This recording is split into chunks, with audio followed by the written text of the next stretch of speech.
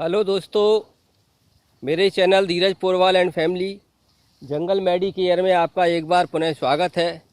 एक नई जानकारी के साथ दोस्तों मैं आपको दिखाता हूँ एक ऐसी घास जो हमारे लिए औषधीय गुण रखती है। दोस्तों इसे लेमन ग्रास कहते हैं। इसको दोस्तों अग्नि घास भी कहा जाता है। इसको चाइना ग्रास या कोचिन ग्रास भी कहते हैं। तो दोस्तों आप पहचान लीजिए ये घास किस तरह की होती है।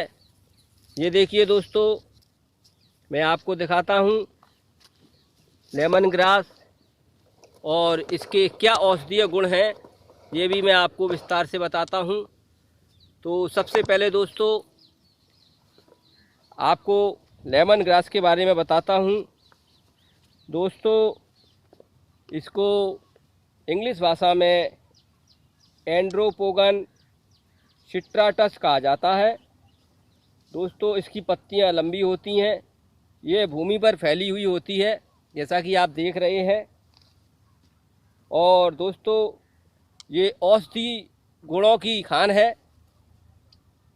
ये गर्म विरेचक, भूख को बढ़ाने वाली, कृमिनाशक, कामेच्छा को नष्ट करने वाली, बच्चों की खांसी में लाभदायक, कोढ़ और अपसार में लाभ देती है।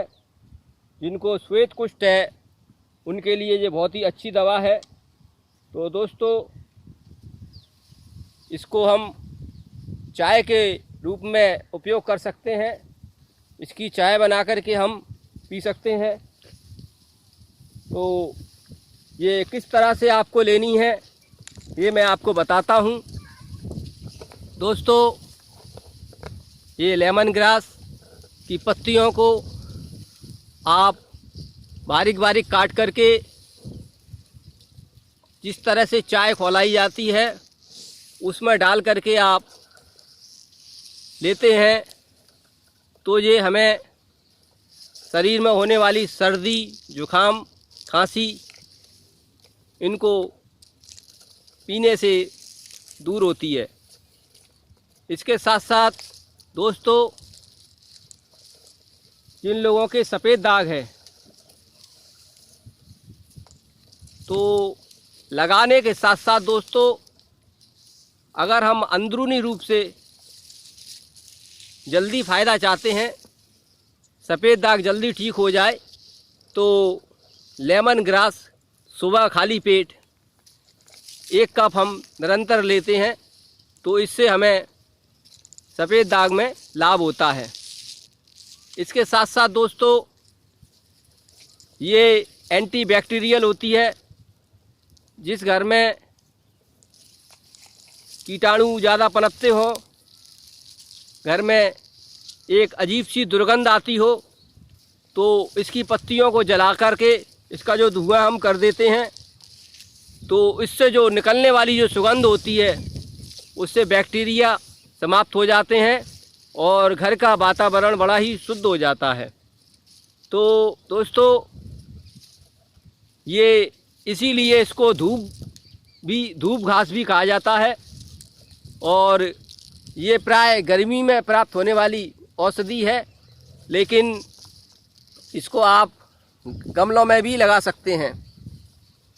इसके साथ साथ दोस्तों बालों में गंजापन के लिए भी ये अच्छी औषधि है और ये दवा आपको शरीर के अंदर से खुश्की को मिटाती है। आंतों से संबंधित बीमारियों में भी इसका उपयोग कर सकते हैं। दोस्तों अगर आपके गठिया की शिकायत है या आपको मोच है तो इसमें भी यह फ़ायदेमंद होती है। तो इसका तेल बना करके हम अगर मसाज करते हैं तो उसमें भी ये लाभ देती है। तो दोस्तों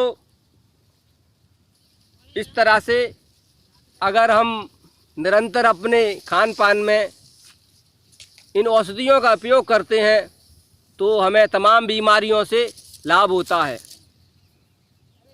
तो मेरी वीडियो आपको कैसी लगी मुझे दोस्तों कमेंट में बताना।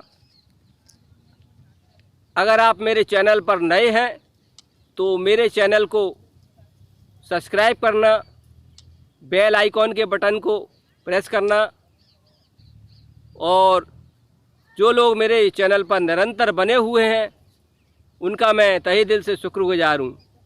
तो इन्हीं शब्दों के साथ दोस्तों मैं अपनी वीडियो को यहीं समाप्त करता हूँ। जय हिंद।